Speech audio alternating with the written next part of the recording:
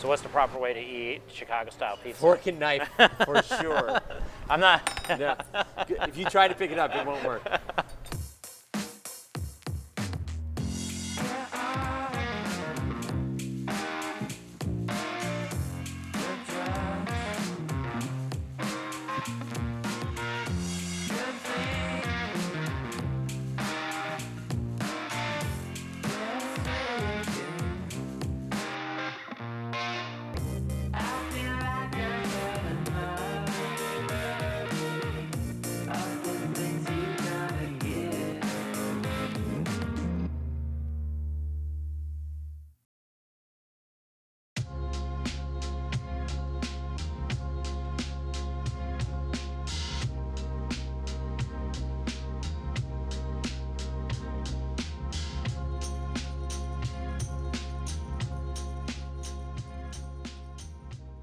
So this is ShopRunner. Welcome to ShopRunner. Yeah, well, thank you.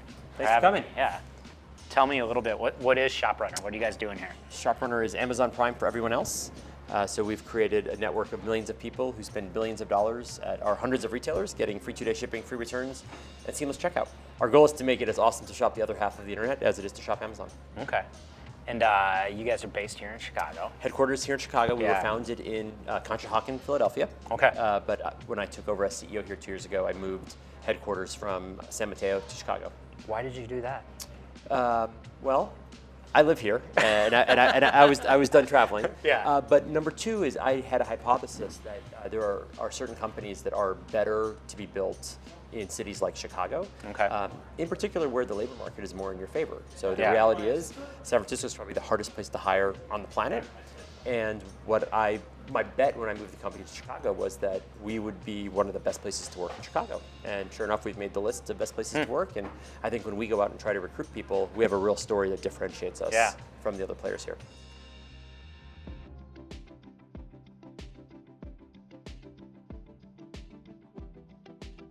Most people in the organization are building products that are helping customers have great shopping experiences and helping our retailers compete. Because if you think about what's going on, I mean, e-commerce is such a big market, but it's dominated by a huge superpower. And if you think about each retailer struggling to compete, and how does any one retailer have the resources, technology, scale to compete? And so we're trying to really be a company that brings all these retailers together, helps them aggregate their scale and be more competitive and offer great experiences to consumers. It sounds like a space that's obviously going to grow. Yeah, I hope so. So. And what's interesting is no one else in the industry is really trying to do what we're doing. There are a lot of folks who are building great technology, a lot of folks who are building great e-commerce sites, but no one's really thinking about how do we aggregate all of these retailers into a network, into a consortium that makes that experience really great for consumers. And sometimes when there's no competitors, it's a little bit scary because you're the only one dumb enough to be trying to do something. But in this case, it really gives us a huge opportunity that no one else is going after. With the team and the space, just looking around, it looks like you guys actually have done a really good job around female diversity. Obviously in the startup world, and Chicago's a very diverse city in itself, but it seems like a lot of the kind of emerging growth companies struggle with that. Do you find that the case here? Yeah, I mean, the first thing I would say is, we've got a long way to go on our journey. I think you're never done being as diverse and inclusive as you want to be. It's been a core priority of mine and the management teams from the beginning, and I think it has to be a CEO level, focus. Or otherwise, it's never going to work because there are always competing priorities. Let's hire someone faster. Let's hire someone cheaper. Let's do whatever. And I think you've got to be committed to it.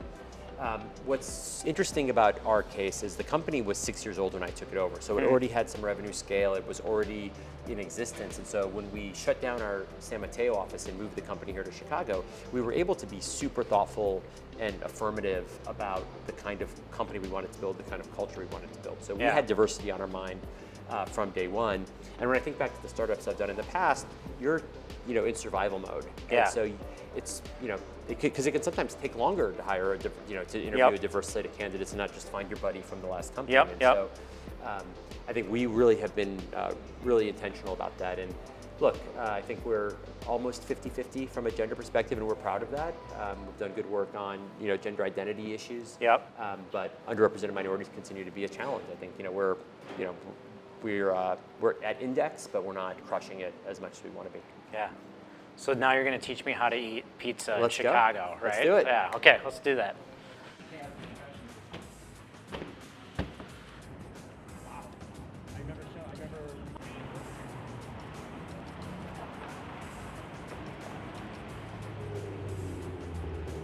Do you feel a difference in the Chicago growth scene versus kind of that Northeast growth scene? You know, before moving back to Chicago, I'd been fortunate to work or live in Boston, New York, and San Francisco. So I had seen arguably, you know, the biggest scenes. Yeah, the three greatest, you know, startup ecosystems, and especially Boston in the 90s when I lived there.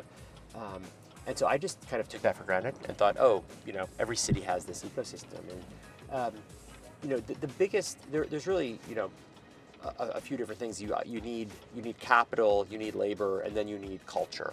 You need those three things, I think, to make an ecosystem. And you know, I think there's plenty of capital in Chicago, but really until recently there wasn't enough labor to confidently know that you could build a business here, that you could hire, you know, a lot of engineers, you could hire a VP of marketing, you could hire people who had already, you know, I tell people all the time, you want to hire people who have already done what you need them to do for you. Otherwise, they're just learning on the job. Yep. And so, you know, until we had Groupon and Grubhub and Orbitz and Braintree and Trunk Club and businesses like that, now, you know, we've had, you know, 10,000 or more people who have operated at real scale. Yeah. And now, when you go to hire someone, you can go and pluck them from, you know, their roles at these other companies where they've been trained and they've learned on the job on someone else's dime. And so I think that's really important.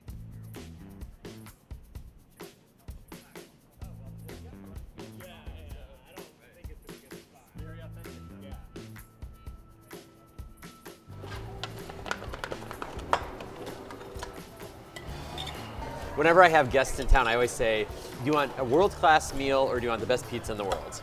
And that's the thing about Chicago. If you want a Michelin 3-star experience just down the street, you'll have it. Yeah. It'll be the best meal you'll ever have. If you want the best pizza in the world, we've got that too. And I can always tell who I'm dealing with by which one they choose. The right answer is the best pizza, of course. Of course. Which is what you did. You've seen different ecosystems. What makes Chicago unique? If you look at different cities, you've got certain markets that are, you know, really mature from a startup perspective, obviously like a San Francisco, where people are almost think of themselves as their own VCs, and they sort of bet their career in 2-year chunks. And I'm going to get some options from Facebook and some options from Google and some options from Uber. Nothing wrong with that, but that mentality leads to really short tenure, really high turnover rates, and more of a willingness to bail when things aren't going well. Yep. You have some cities where nobody wants anything to do with the startup, where they're like, I want to, you know, way too risky. Yeah, I want to be at a public company. I want, you know, I care about stability above all else. And I mean, Chicago's in this really interesting zone in the middle where, you know, we've had companies like Groupon and Grubhub and Orbitz and Braintree and Clever Safe. We've had a bunch of good exits. So people know someone who has, you know, succeeded, made money at a startup. Yeah. So people are willing to take that risk, but they're still rooted in that Chicago work ethic, those Midwestern values that say, yeah, I'm not, you know, if I've committed to this job, I'm not going to be looking for a job the second day I'm at work. And if the company's having, you know, some headwinds or some tough times, you know, I'm not going to bail. I'm going to stick through it. So I think it's that interesting spot.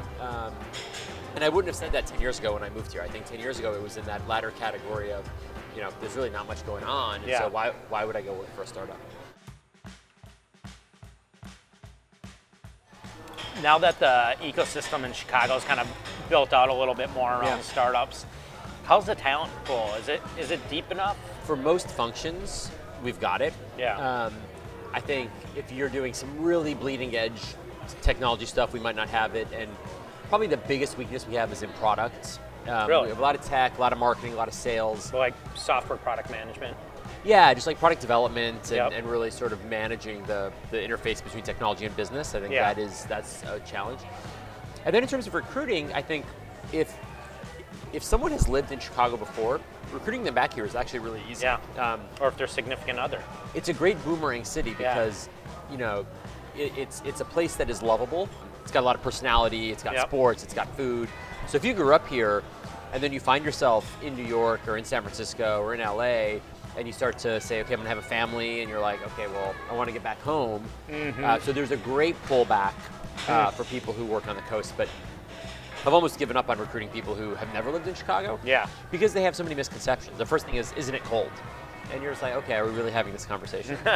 Yes, it is. It is sometimes in the winter when it's supposed to be cold. In some ways, what Chicago can really do better is, number one, marketing.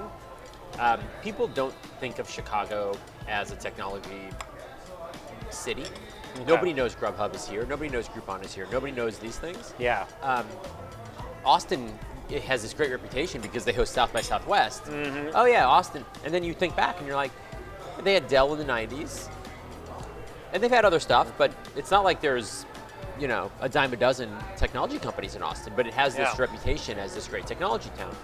I think the other thing we can really do better is, if you think about, you know, everything between the mountains, you think about all the great schools from, you know, the Big Ten to University of Chicago to Northwestern, U of I, Purdue. There's a ton of talent, and we really should be the magnet. We should be the default place to go. If you're graduating, you know, from school here with a computer science degree, why do you have to go to San Francisco? Why do you have to go to New York?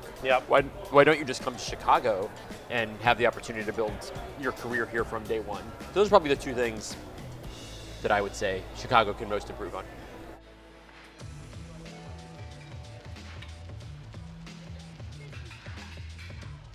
In terms of capital for startups, do you believe that there's enough capital? Yeah. So Chicago has a ton of wealth, right? So I start there. So there's a lot of rich people in Chicago. Yep. And so I think because of that, the seed stage, early stage financings are super easy. I mean, if you have a good idea, you're going to get connected pretty quickly to people who can write you real checks and get you off the ground. On the other end of the spectrum, Chicago has a huge tradition in private equity. And so there's a lot of people who will do late stage venture, who just come a little earlier from their private equity roots. I think what we don't have a ton of strength in is that middle, that Series A, Series B, where, you know, you've got some product market fit, but you haven't really scaled, and you can't, you know, show your you don't have a lot of confidence in what your 3-year financials look like. And everything is still a little bit more half-baked. I think that's where Chicago companies probably have a little bit harder time fundraising than you would in the Valley or in New York, because that type of investing is itself a skill, right? You have to have pattern recognition, and you have to have, you know, theses about what to look for in that particular stage. And we just don't have as much of that. We have some funds who do it, but not a ton.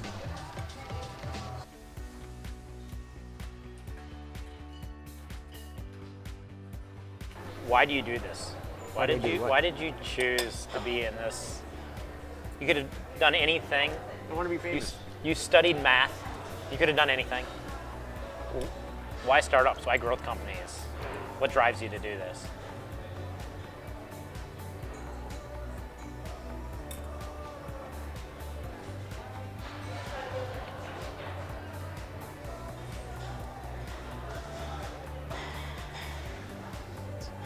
Good question. You know, I started my first company in college, and so I didn't get into startups intentionally. I wasn't one of those guys who walks around saying, I want to start a company. I was sitting there with my friends my senior year, and we had this idea, and we just did it without really thinking, is this a good idea? We just jumped into it.